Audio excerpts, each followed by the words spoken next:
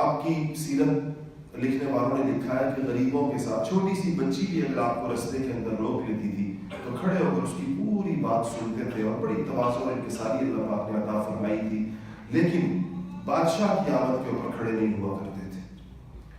اور غریب سے غریب آدمی کا استقبال کیا کرتے تھے، لیکن خلیفہ جب آتے تھے تو اکثر آپ ان کی آمد میں سن کر اپنے حجرے میں چلے جاتے تھے اور ان کے آنے کے بعد پھر آیا کرتے تھے تاکہ ان کے لیے کھڑا نہ ہونا پڑے۔ اس سے مقصد یہ ہوتا تھا کہ لوگوں کے دلوں میں یہ نہ آئے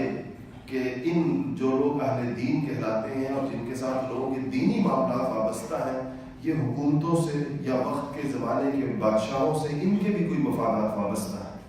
کیونکہ جب یہ تاثر عوام کے اندر پیدا ہو جائے کہ اہل علم کا، اہل تقویٰ کا، اہل صلاح کا، اہل ارشاد کا، ان کا بھی بادشاہوں سے یا مالداروں سے یا منصبداروں سے یا اونچے عہدے والوں سے ان کے کوئی مفادات وابستہ ہیں، تو پھر ان کی بات کے اوپر اعتماد نہیں کیا جاتا۔ ایک ریسپیکٹیبل ڈسٹینس اہل علم کو ہر دور کے اندر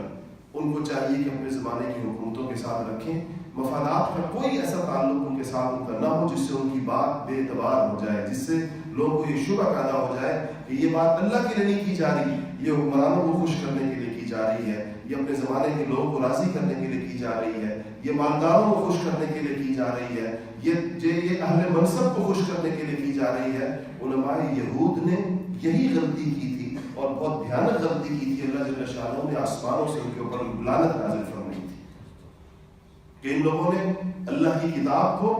اور اللہ تعالیٰ کے کلام کو اور تورات کو اور نبیوں کے پیغام کو